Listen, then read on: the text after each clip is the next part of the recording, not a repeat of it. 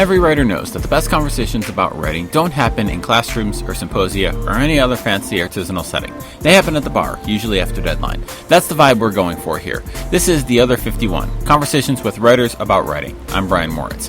Today's guest is Richard Deitsch from The Athletic.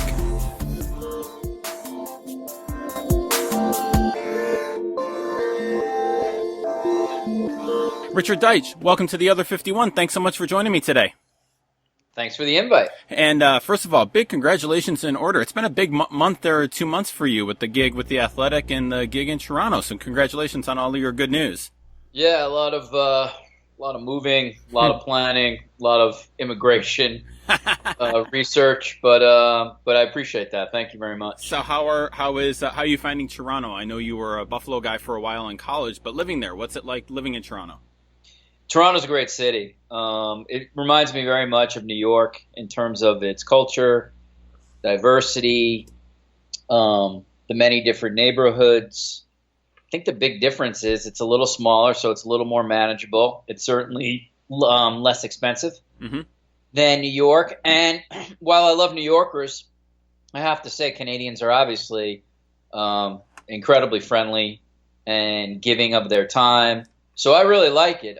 It's definitely different living in a country that you're not a citizen of. But I've enjoyed my short time here so far, and I'll be here for a couple of years. So I'm looking forward to learning about the city. So what's the biggest difference living in a foreign country? I think just the things you take for granted as a citizen, you realize are. How do I sort of phrase this? Just for example, I had to get what the equivalent of a Social Security number is in Canada. That's something I never obviously had to get in the States, or my parents obviously got it. But it's just like sort of many things in terms of what you have to do in order to get residency in a country. And I'm obviously fortunate in that the country has the same language that I have, English. So what it really has heightened for me is how difficult it must be to come to a new country if you don't speak the language, if you can't figure out the bureaucracy of what to do.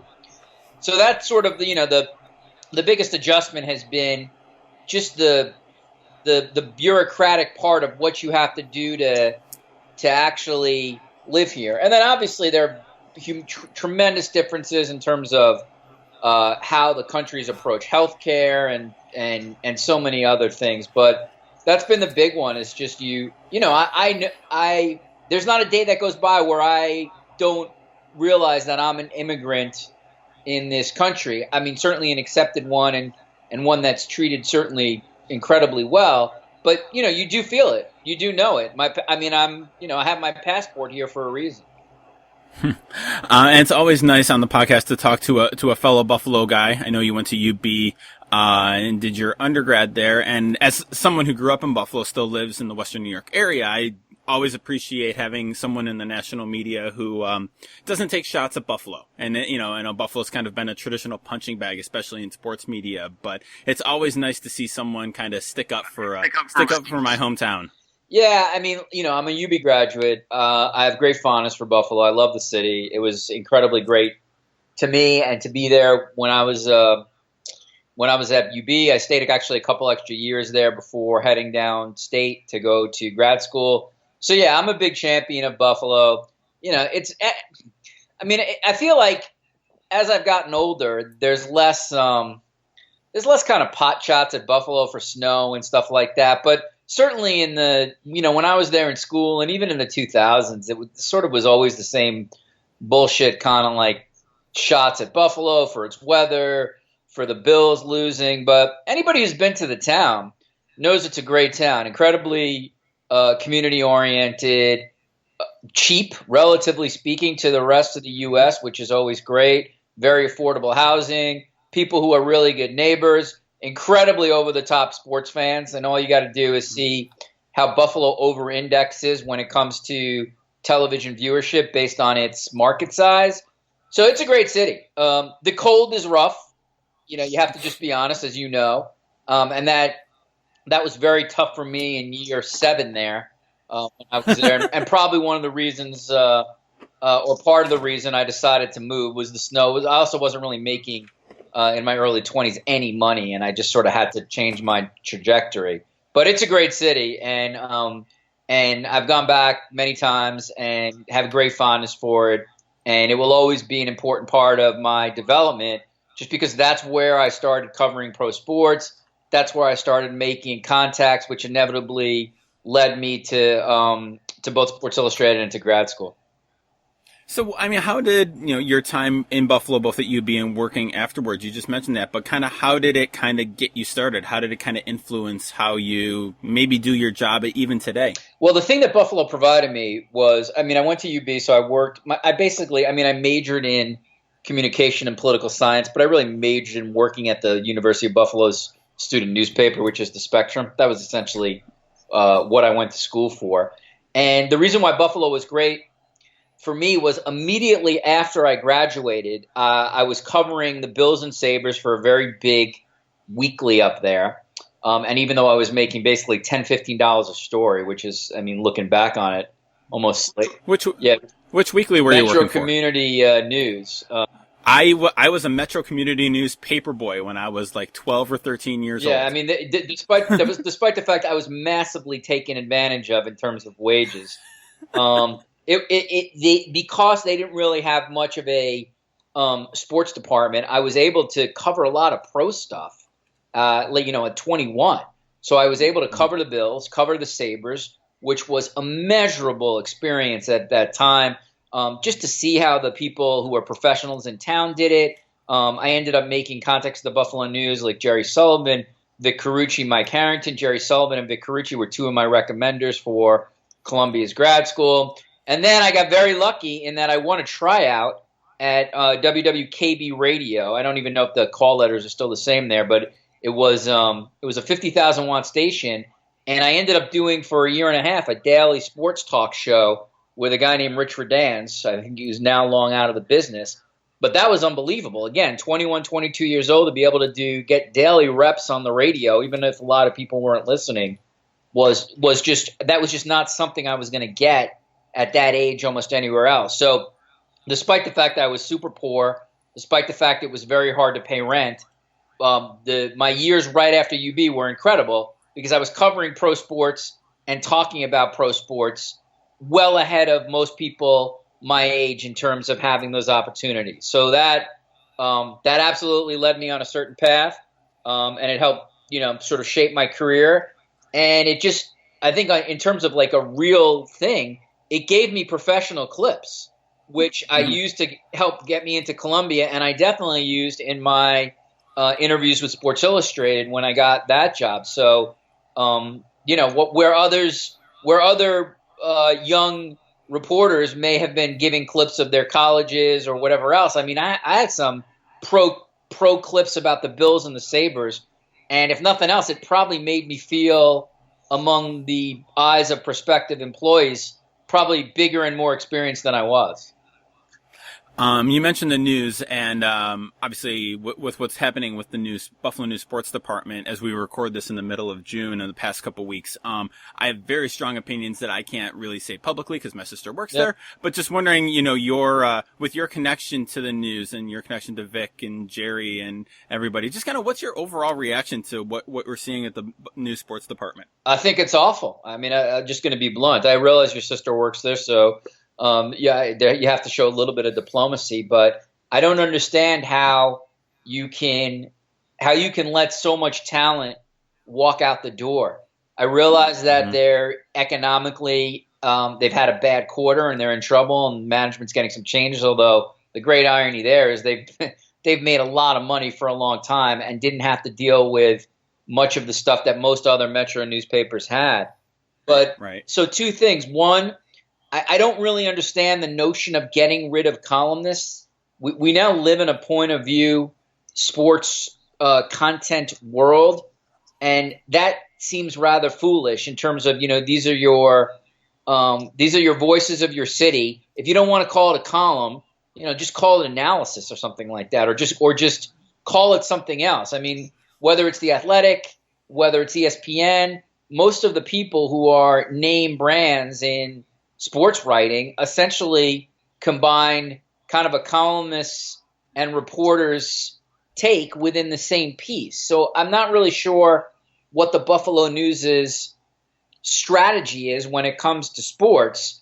To me, you would want people in the market who understand the market, who understand the teams, who are going to be, who are going to give readers a fair representation of what is going on in the community. So that's very puzzling to me, sort of their decision to change how they approach their content. And then again, just in terms of just a workforce thing, how can you let that much talent in your sports department walk out? You're essentially, in my opinion, telling readers that you should no longer read or cover our. I should take it back. You're basically sending a message to readers that the sports department is not as important as other departments in the paper if you're going to get rid of that kind of experience and know-how in your department. That said, they'll obviously find replacements. They'll probably find replacements at much lesser salary, but I'm not sure I've seen a major metro get rid of that much talent in one swoop, and I think it will come back to haunt them. I think there are clearly going to be opportunities for other places to cover sports in Buffalo, and now that those places, I bet you, will go after the News. Yeah, the columnist thing I find endlessly fascinating because I do feel like, in a way, and again, I don't have any insider information on this point. This is just kind of my own research and my own thinking on it. But I feel like in a lot of ways, it's like because of the way digital media works and how metric driven it is and how kind of almost customer service isn't really the way to put it, but it does kind of feel like you're almost working for the readers more than the past. And I always wonder if in a columnist situation, if like readers, tend to air quotes around this, not like a person because they're a columnist and they're not, columnists, annoy their, make their readers mad. That's part of their job. But I wonder if there's this like more sensitivity to that now, where there maybe wouldn't have been in the pre-digital era. Well, I think it seems, if I'm reading between the lines, you would know this better. It seems like the Buffalo News management made a clear decision that they believe Bucky Gleason and Jerry Sullivan were too negative, and that they wanted less negativity in their sports section, at least among their prominent voices, and we're trying to mitigate that. Again, I don't have the research. I don't have what metrics they were looking at, but the reality is the Buffalo sports teams have not had a lot of great success in the last 15 years. So I'm not sure. This is non-college, by the way. I'm talking about the Bills and Sabres. So I don't understand what you would expect your columnists to be writing about those particular teams if the teams themselves are not doing well. You had a lot of great stories in there, but first of all, by both Bucky and Jerry that were away from negative stories. So I think you'd have to, if you're being honest, not everything wasn't negative. It was sort of probably the negativity were around some of the bigger teams. But like, what are you? Are you a fan blog? Are you a fan publication, or are you a representation of what the reality is? So, again, I don't know anybody in the Buffalo News management anymore. I'm long gone from Buffalo, but that at least from an outsider is a little bit of my read, is that they wanted less negativity in the pages, and maybe they think less negativity is going to get them subbed. I'm not sure I buy that correlation, but I guess we'll see.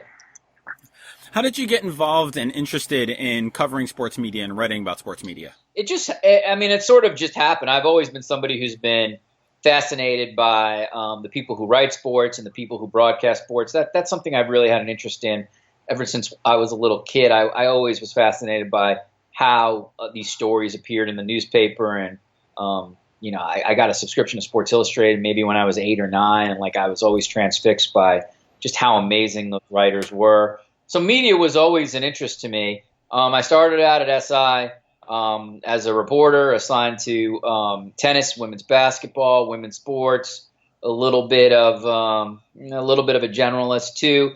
So that was sort of what I did for my first couple of years. I worked for SI for Women for a little bit as an associate editor and a writer there. So I didn't really get into doing media until maybe like 8 years into my SI tenure, where there were some opportunities in the magazine to work on the TV page. I was someone obviously who loved TV.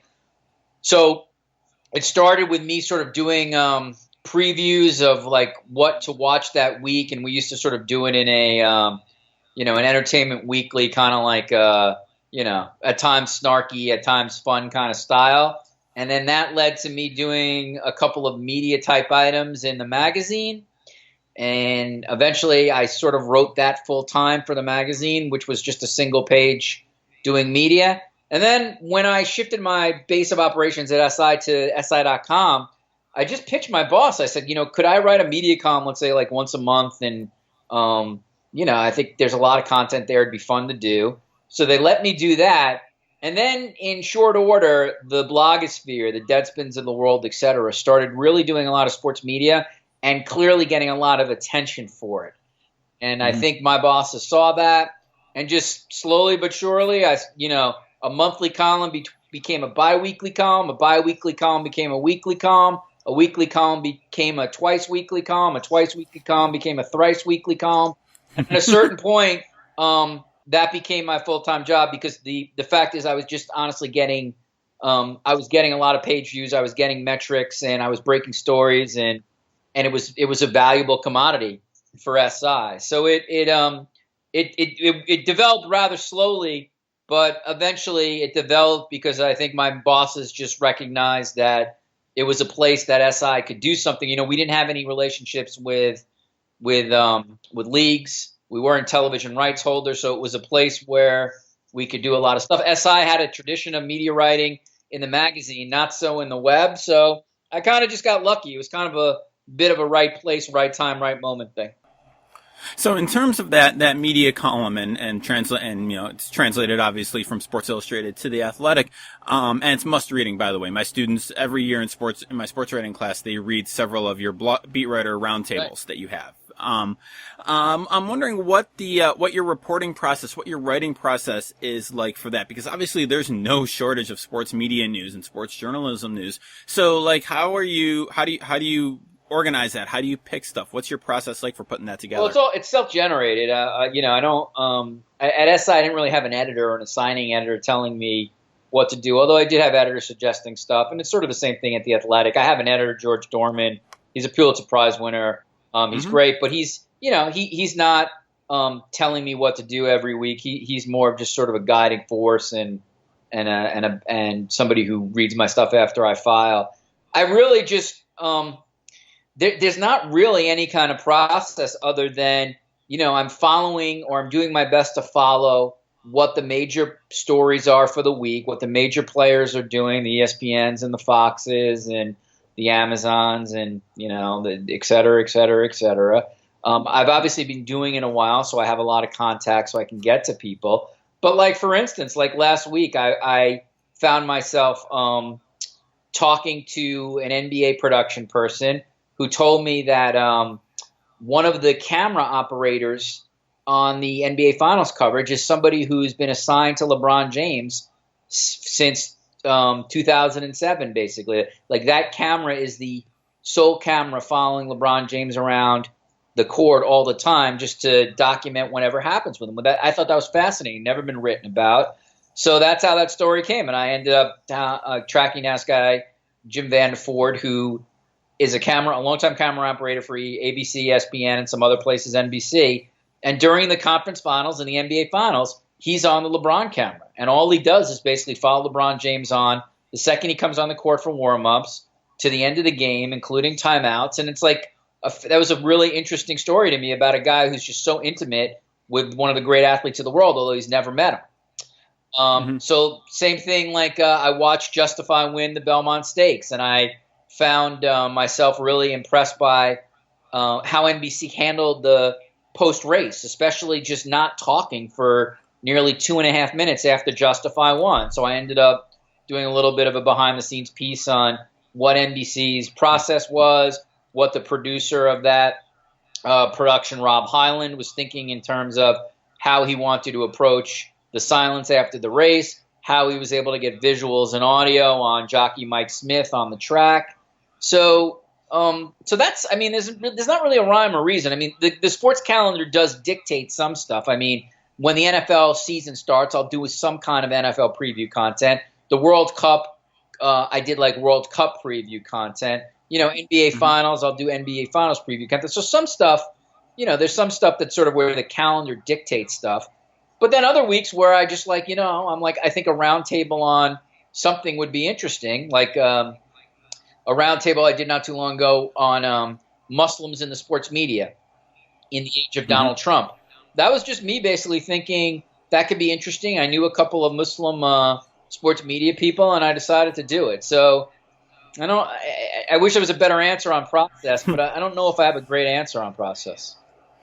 So I'm wondering, as someone who's one of the preeminent voices with writing about sports media and sports journalism issues, is there a story or kind of like a general theme about sports media that you're, I don't know if sick of's the right word, but is there just like one aspect of sports media, of the general sports media sphere, that you're just doesn't really interest you? I don't know if the answer off the top of my head is probably no. I mean, I'm not the biggest fan of embrace debate culture of sports talk, but I mean, it's interesting to me. It's interesting to me who they attract. It's interesting to me that people continue to get paid millions of dollars for hoodwinking the public. So that's, even if I dislike those types, that's still fairly interesting to me. I'm trying to think if there's something like that really like, if there's sort of, I mean, I hate to say it. Let's put it this way. I'm not a golf watcher, so I'm not going to be somebody who like writes that much about the golf media and golf coverage. But if there is something within golf that interests me, I would write about it. So no, I think in my position, and you're probably a little too kind calling me so preeminent there, but in my position, I don't really want to be bored or not be interested in something, because I don't want it to preclude me from writing about it. There are certainly things I'm more interested in. Like, I'm a huge soccer fan. I like the NBA. I like those sports far more than golf or e-gaming. But that doesn't mean I'm not going to write about e-gaming or golf if there's something that I think could be interesting. So yeah, I mean, I kind of hope my answer to that is always no.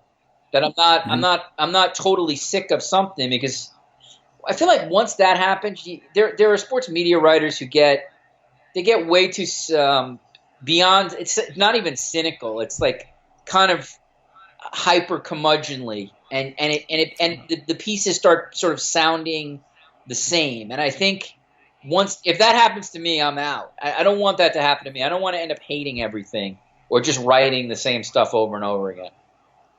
So I had Brian Curtis on from The Ringer a few weeks ago, and I asked him this question, so I'll ask you too.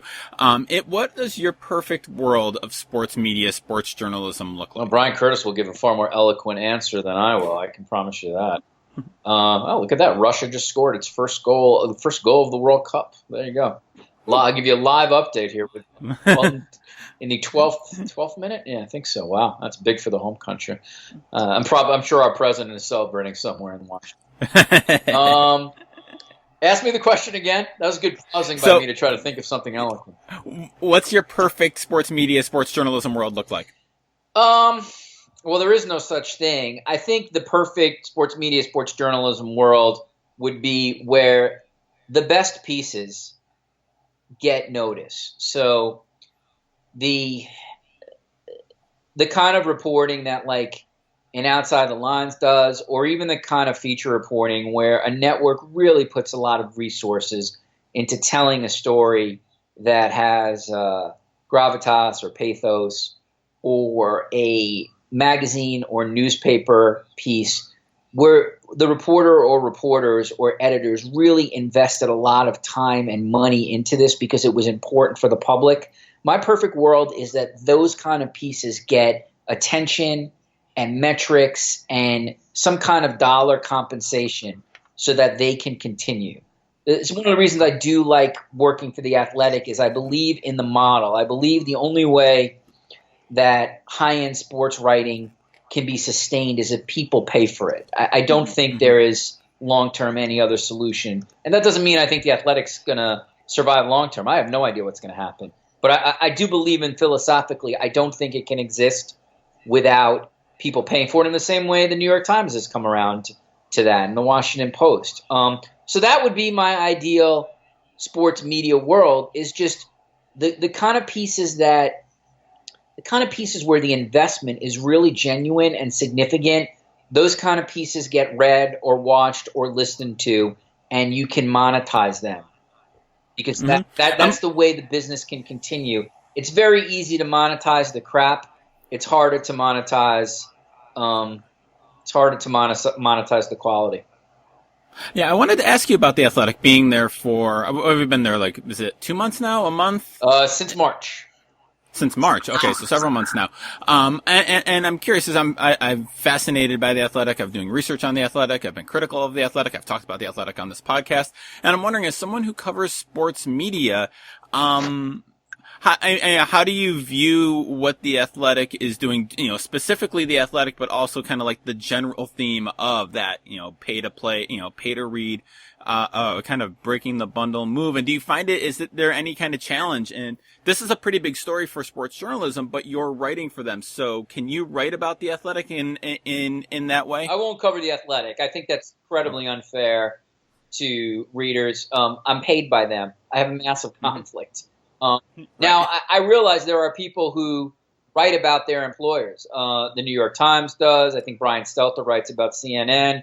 I admire the effort. I don't know how you could be truly objective when it comes to that, even if you're writing critically. I mean, ultimately, it comes down to you are privy to stuff where even if you are reporting what you know, there are going to be stories you are not going to approach because you are a paid employee of that place. I do, and maybe this is like an unfair distinction, if The Athletic does something that I think is a great piece, I'm going to put it in my column under pieces of note. Now, if you want to call me a PR person under that aegis, that's fine. I'll accept that. But I'm not going to apologize for promoting great work. And I think at least at this point in my career, I promoted great work from even places I don't like. So, I think at least I'm objective there. I think The Athletic's a very important story. I hope they're covered by respected journalists and places. They should be covered in the same way when I was at Sports Illustrated, I didn't cover SI, and I always believed SI should be covered and covered really hard. And they certainly were by many different places. And at times I thought they were covered unfairly. But, I bit my lip and sort of like accepted that that's part of the deal. In the same way I'm sure people at times would criticize my coverage of something. So, yeah, I think they should be covered. I think they're an important story given what they're trying to do in the marketplace, but I'm not going to be writing about them because I just don't know how I can convince readers that I'd be on the up and up if these guys are, they're paying my salary. They're right. I'm financially tied to them. So I'm not sure I even would feel comfortable. I've never really asked Stelter or some of the other people who cover their own places, like what they feel about that. But I would be curious if are they, even in the process of writing and reporting, are they uncomfortable doing it? It's a good question. It's a great question as to whether news organizations should cover themselves. They should certainly be written about, and they should certainly answer questions. Whether they should cover themselves is an interesting one. Has the New York Times done a great job covering itself when it comes to like Glenn Thrush and other places? That's for readers to decide. Right, probably not. But no, so I'm curious because that you worked at SI and now you're at The Athletic, and a research project that I did a few months ago. We're starting to study The Athletic kind of from a scholarly perspective, and one of the early conclusions I came to, and I just kind of want to throw this by you and see what you think, is I think The Athletic was very much pitched as it's a daily sports journalism site. It's like the sports page unbundled. But in looking at the types of stories that tend to be there and the types of coverage it has, it really seems to be filling the role in a lot of ways I feel like that Sports Illustrated filled for a lot of years, especially like when you and I were growing up and reading it. And so it's kind of really filling that void much more than kind of like the daily journalism. And again, it's just a rough thought I had looking at what we had, but I'm wondering what you think of that. I think there are there are a lot of similarities between what the Athletic does and some of the things that SI has done in the past and the present in terms of really thoughtful sports writing and really terrific reporting. I think the big difference is that the Athletic is really very much tied to its cities. It's still first and foremost an organization that is city-centric. Now, obviously, I'm national, and we have stories that appeal to national readers, but at its core, it's very much if you're going on the Athletic and you live in Philadelphia, I think you've subscribed because you want what you think is the best Sixers coverage or the best Eagles coverage. So Sports Illustrated still has a national focus and a national bent. And when Lee Jenkins does a piece on Kevin Durant or LeBron James, he's not writing that for the Bay Area or Cleveland. He's writing that for the country. And I think that's what's different. Now, when I do my stuff, I'm trying to write for the woman in Maine and the man in Oregon. I'm not focusing on a certain city. And I think when some of the long form feature people that we have, like Lars Anderson or Jeff Pearlman, I think they're doing the same thing. But if you're Tim Kawakami and covering the Warriors, while that content may be interesting to people in Nebraska, at the end of the day, you are writing for the Bay Area audience. So I think that's the difference. I think there's a fundamental difference between SI and the Athletic when it comes to that. But there's no doubt, I think both places at its best are aspiring to elevate the printed word in sports to a higher place. And if we share anything, that's probably what we share. So what's the best thing you've read lately? What's the best thing I've read lately? That's a good question here. I think Pamela Koloff's reporting on a former principal I think he's a Texas principal, who has been imprisoned for 30, 35 years for what looks like a crime that he did not commit. She did that with ProPublica and the New York Times Magazine. I think it's called Blood Will Tell. Bear with me for a second as I look it up here. She's one of the brilliant nonfiction writers in the country. Yeah, I mean, if you look this up, it's either in the New York Times or ProPublica. It's called Blood Will Tell: Who Killed Mickey Ryan. And what she did is she ended up 30 years later through research on forensic science and blood splatting, which is obviously far more advanced now. I think she proved the case that this guy Joe Bryan is innocent. He didn't get parole the other day, which is a little sort of infuriating. But that's the best thing I've read. That's just the kind of superior reporting and writing that, one, I can only dream of, and two, that makes journalism a really important function in this country. It's the kind of piece that could change lives and change stuff. I will say, just Brian, on an overall thing, the Washington Post as a news organization has been on an incredible 2-year run.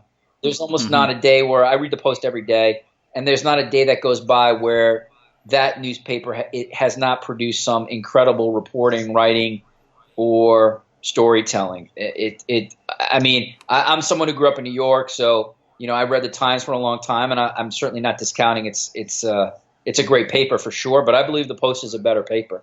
And if there's one recommendation, if I more than the Athletic, more than SI, honestly, if I had only $50 to give to one news organization, and that would be my only publication I'd read, it would be the Washington Post. Excellent. Richard, if people want to keep up with your news and your writing and everything that you're doing, where's the best place they can find you? Yeah, they should just go to Brian Curtis's Twitter feed, Brian. Forget about it. You could get me at The Athletic. You could certainly read my stuff or see my stuff on Twitter at Richard Deitsch. And I do a podcast, too, like you, where I try to bring on people in the sports media to talk about their process, to talk about their jobs, to talk about what they're doing.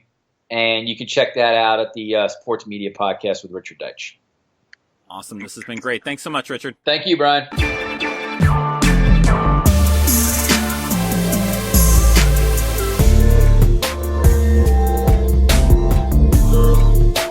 As always, thanks for listening to The Other 51. You can find show notes for this episode and all our episodes at sportsmediaguide.com on the Other 51 tab. You can subscribe to the show wherever you get your podcasts. I can highly recommend Overcast for this. Our theme music is by Ellie Moritz. Moritz.